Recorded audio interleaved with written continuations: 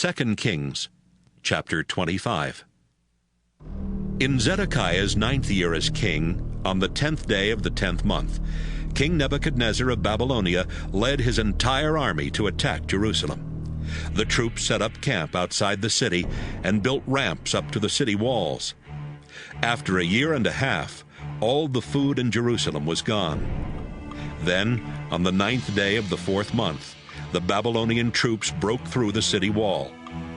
That same night, Zedekiah and his soldiers tried to escape through the gate near the royal garden, even though they knew the enemy had the city surrounded. They headed toward the desert, but the Babylonian troops caught up with them near Jericho. They arrested Zedekiah, but his soldiers scattered in every direction. Zedekiah was taken to Riblah, where Nebuchadnezzar put him on trial and found him guilty. Zedekiah's sons were killed right in front of him. His eyes were then poked out, and he was put in chains and dragged off to Babylon. About a month later, in Nebuchadnezzar's 19th year as king, Nebuzaradan, who was his official in charge of the guards, arrived in Jerusalem. Nebuzaradan burned down the Lord's temple, the king's palace, and every important building in the city, as well as all the houses. Then he ordered the Babylonian soldiers to break down the walls around Jerusalem. He led away as prisoners the people left in the city, including those who had become loyal to Nebuchadnezzar. Only some of the poorest people were left behind to work the vineyards and the fields. The Babylonian soldiers took the 2 bronze columns that stood in front of the temple, the 10 movable bronze stands, and the large bronze bowl called the Sea. They broke them into pieces so they could take the bronze to Babylonia. They carried off the bronze things used for worship at the temple, including the pans for hot ashes, and the shovels, snuffers, and also the dishes for incense, as well as the fire pans and the sprinkling bowls.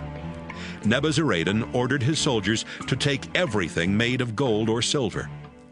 The pile of bronze from the columns, the stands, and the large bowl that Solomon had made for the temple was too large to be weighed. Each column had been 27 feet tall, with a bronze cap 4.5 feet high. These caps were decorated with bronze designs, some of them like chains and others like pomegranates. Next, Nebuzaradan arrested Sariah the chief priest, Zephaniah his assistant, and 3 temple officials. Then he arrested one of the army commanders, the king's 5 personal advisors, and the officer in charge of gathering the troops for battle. He also found 60 more soldiers who were still in Jerusalem. Nebuzaradan led them all to Riblah near Hamath, where Nebuchadnezzar had them killed. The people of Judah no longer lived in their own country. King Nebuchadnezzar appointed Gedaliah, son of Ahikam, to rule the few people still living in Judah. When the army officers and troops heard that Gedaliah was their ruler, the officers met with him at Mizpah. These men were Ishmael, son of Nethaniah, Johanan, son of Kareah, Sariah, son of Tanhumeth from Netophah, and Jaazaniah from Maacah. Gedaliah said to them, "Everything will be fine, I promise. We don't need to be afraid of the Babylonian rulers if we live here peacefully and do what Nebuchadnezzar says." Ishmael was from the royal family, and about 2 months after Gedaliah began his rule, Ishmael and 10 other men went to Mizpah. They killed Gedaliah and his officials, including those from Judah and those from Babylonia.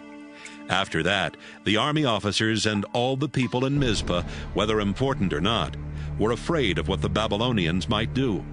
So they left Judah and went to Egypt.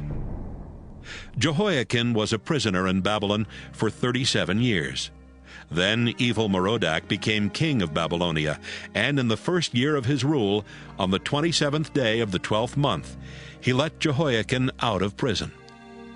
Evil-Merodach was kind to Jehoiakim and honored him more than any of the other kings held prisoner there.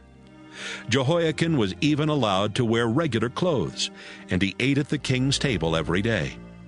As long as Jehoiakim lived, he was paid a daily allowance to buy whatever he needed.